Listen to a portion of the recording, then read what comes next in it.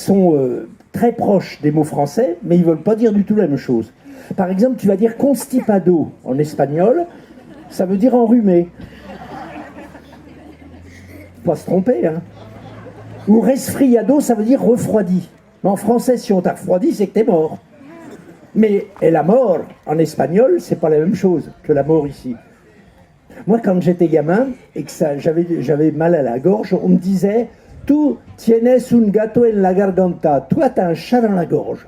Parce que le chat en espagnol, c'est gâteau. Hein, vous le savez, ça? Il le sait. Et moi, je me disais, bah, si j'ai un gâteau dans la gorge, je le mange.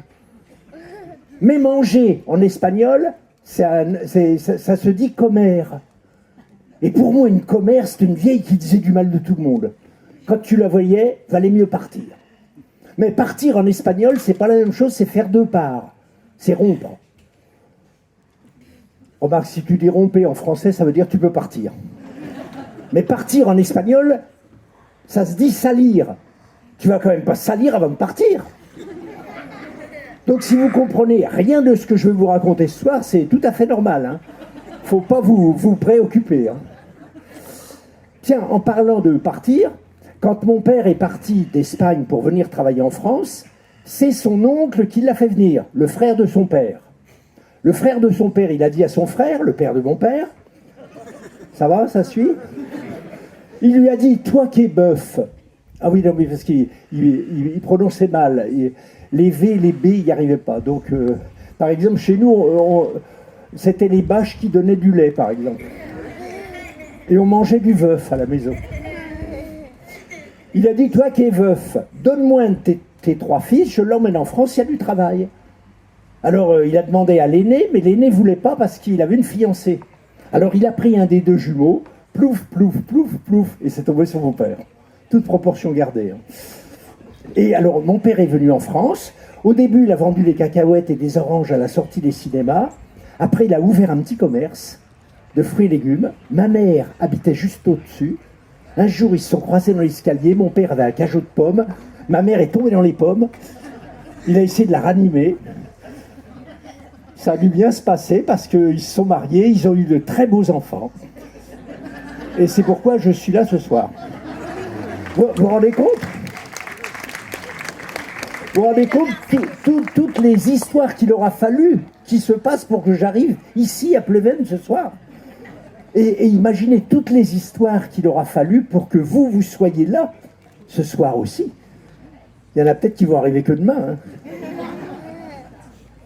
Alors des fois je me dis, mais alors si l'oncle il avait choisi l'autre jumeau, plouf, plouf, plouf, plouf, bon ben il l'aurait fait venir à la place de mon père. Donc l'autre, il aurait vendu des cacahuètes et des oranges, ça change pas. Il aurait ouvert son petit commerce, ça change pas. Ma mère, qui habite au-dessus, elle l'aurait vu dans l'escalier. Elle y aurait vu du feu parce qu'ils se ressemblaient comme deux gouttes d'eau. Hein.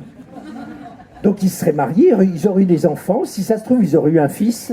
Et si ça se trouve, il aurait raconté des histoires sans savoir que j'aurais pu les raconter à sa place s'il n'avait pas été là. C'est une histoire que les moins de 60 ans ne peuvent pas connaître. Mais ils peuvent l'imaginer. Donc c'est un train dans la campagne, tranquille. Il y a des vaches. Bonjour. C'était du temps où les vaches saluaient les trains qui passaient. Aujourd'hui, c'est plus possible. L'autre jour, j'ai vu une vache, elle était montée sur une autre, elle était en train de lui masser le dos, elle faisait de l'ostéopathie, parce qu'elle avait vu un TGV qui passait. C'est tordu le cou, lui, la vache. C'est un nœud. Moi, je sais faire 4 bruitages. La 2 chevaux qui démarre, la colombe, le canard dans la mare, mais il me faudrait les 2 joues. Mais c'est pas facile à placer dans une histoire, ça. Donc il y a un train dans la campagne, tranquille. Et alors, dans le compartiment, il y a un homme un peu âgé, et en face, il y a un autre qui est plus jeune. Par le fait même, puisqu'il est plus jeune, il est plus jeune, il est moins âgé. Donc au début, il ne se passe rien. Bon, ils sont l'un en face de l'autre, et au bout d'un moment, le plus jeune se penche vers l'autre, il dit « Monsieur, s'il vous plaît, auriez-vous l'heure ?» Et l'autre, au lieu de répondre, il tourne la tête vers la vitre et il dit « Je connais les hommes. »